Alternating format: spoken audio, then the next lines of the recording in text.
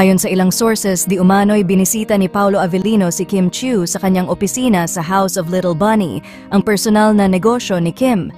Kilala si Kim bilang isa sa mga pinakamasipag na artista sa industriya at hindi lingid sa kaalaman ng marami ang kanyang dedikasyon sa trabaho. Ngunit hindi lang sa showbiz aktibo si Kim, abala rin siya sa pamamahala ng kanyang negosyo at iba't ibang endorsements. Di umano'y nakita si Paolo na dumating sa opisina ni Kim. Dala ang masarap na merienda bilang sorpresa. Sa kabila ng kanilang mga abalang schedule, naglalaan pa rin ng oras si Paolo para suportahan si Kim sa kanyang mga gawain. Ayon sa ilang malapit sa dalawa, labis na humanga si Paolo sa kung paano nagagawang balansehin ni Kim ang kanyang karera sa showbiz at ang kanyang negosyo.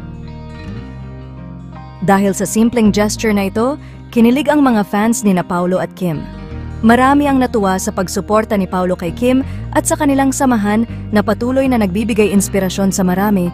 Hindi man nila diretsahang kinumpirma ang estado ng kanilang relasyon, tila nag-iwan ito ng kilig at saya sa puso ng kanilang mga tagahanga. Sino nga ba ang hindi kikiligin sa ganitong klaseng suporta at pagmamahal, 'di ba?